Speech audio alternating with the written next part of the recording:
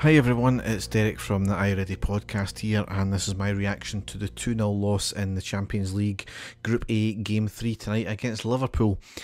For any of our listeners that are too young to remember what we were like in Europe in the 90s, well, this campaign sadly is turning out how that was. Tonight, I suppose all you could really say is respectable result in a way, but the performance was diabolical. It really was. I know there's an element of the fact that we're coming up against a world-class team with hundreds of £1 million players, but tonight we just didn't really seem up for it. You're playing in the Champions League against Liverpool, two big clubs going at it, and we just didn't seem to want to be there, for the lack of a better phrase. It's really, really disheartening to see. As I said, you can only take out of it the fact that it was only 2-0. Didn't really tell the story of the game though. However, we made 4 changes from the Hearts game. We lined up McGregor, Tavernier, Goldson, Davies, Barisic, King, Davis, Lundstrom, Tillman, Kent and Morelos. On the subs bench were McLaughlin, McCrory, Rudvan, Devine, Jack, Kamara, Arfield, Cholak, Matondo, Wright and Sakala. So a few surprises there. King getting a start as well, a massive ask for him. Morelos starting as well. Davies starting and Davis, so we're almost at the stage of being threadbare with some of the positions, and you know, a lot's been said about recruitment over the summer and we kind of legislate for some of the long-term injuries we've got, but at the same time when you're left with a 40-year-old McGregor, which thankfully we had him tonight, and you know, you're looking at Davis starting as well, it's really not a good indictment of anything, is it? But anyway, the game itself, obviously, I think we're sitting with 5 at the back. We knew we couldn't go toe-to-toe with them, we would get annihilated. So we knew we were going to be sitting back, but they're sitting back and there's been so passive, it makes you question the mentality of the team, which I've done right at the top of this show here.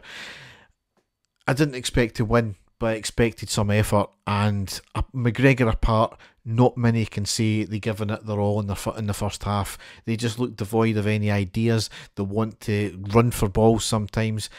I don't know if that was the game plan, but it was just playing right into Liverpool's hands. They were given possession back straight away. Undoubtedly Liverpool are a step above, you can't take that away, but they hadn't had to get out of first gear. We had been so passive. I mean, the half can be summed up by saying that McGregor had a number of good saves, and if it wasn't for him, you're looking at 4 or 5-0 going into half time.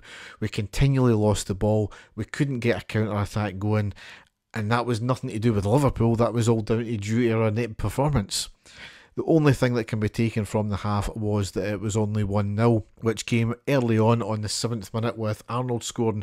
It was a free kick from 25 yards up and over the wall into the top left side of the goal. Really can't complain about that, to be honest, because it was a fantastic strike.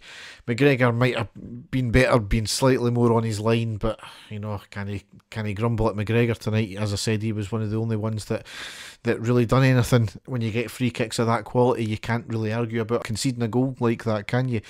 I would say maybe the free kick was maybe daft to give away in the first place, but again, you've got to do whatever you can to stop the ball going in, so I'm not going to hold that against, I think it was Davies to begin with. The rest of the half just played out with McGregor making a number of really good saves. Granted, a few of them were right at him, but they were hit with such pace that anything could have happened, and he had to fully stand up to them. So McGregor was the only one that really kept us in it there, because a number of times they were waltzing through our defence, and they didn't even have to try. That was the thing, it was just so easy for them. They got through the defence, hit the shots, and McGregor made a number of good saves.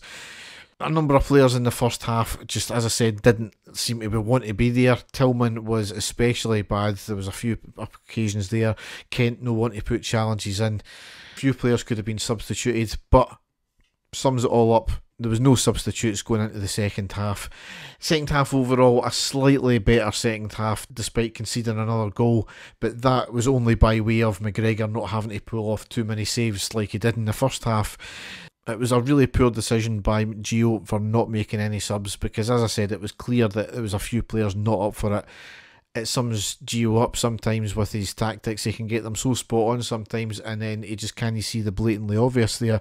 It's not as if we were holding on and doing well. We were clearly suffering in the back and they were getting far too easy through our defence. It was clear a change had to be made. He never made it once again. Again, it was all Liverpool early on, and we gave away the penalty on the 52nd minute. brought down in the box. I think it was King who gave away the penalty. Can have no arguments whatsoever about the penalty. It was a clear penalty, but it all stemmed from Kent once again not knowing when to release the ball when he was in attack. He done all the hard work of winning the ball, taking the ball forward, and he ran into a cul-de-sac. Again, though, he can't be fully held to account, that one there, because Tillman, he basically just gave up running and he gave no outlet for him. So it wasn't all Kent's fault, that, but at the same time, he could have turned his back, tried to retain possession at least. He never done that. He just seems to want to run into a cul-de-sac every single time, and we lose possession. 53rd minute, up steps Salah, sends the ball right down the middle, and the keeper dived the wrong way, and he made it 2-0. After that, Liverpool pretty much had all the possession. We couldn't get past the halfway line, even when we did have the ball. We made substitutions on the 66th minute with Tillman and Davis coming off, Sakala and Jack coming on. 73rd minute, Morelos off, Čolak on. 81st minute, Kent and Davies off, Matondo and Kamara came on. Sakala, with fair play to him, you know, it was going to be difficult because we're not getting any service, but he was running about and he probably done more in the brief time he was on than Tillman done the whole game. Now, a bit of a strange one bringing Sakala on, considering he was the first substitution to come on and he can't even get a game in the SPFL. But are we in this position now that we have got so many injuries in certain positions that certain players they know they're going to get the automatic start and they feel as if they don't need to try? Sakala was running about like mad and actually trying, and maybe that's because he knows his position, he needs to try to get that position back. So maybe that's a case in point here. But again, we kind of legislate for injuries. We did actually start to play well in the last kind of 5-10 minutes of the game when Matondo did come on, and he looked really sharp, and I suppose that's what happens when you come on the last 10 minutes. Everybody else has had 80 minutes in their legs. But the two best chances for us did come on the 85th minute when Matondo went down the left, he cuts inside, hits the ball goal bound. It was cleared off the line out for the corner before it went to the back post, and I think it was Sakala for the tap in. And then a minute later, Čolak with a chance inside the box, the keeper makes a save and out for the corner.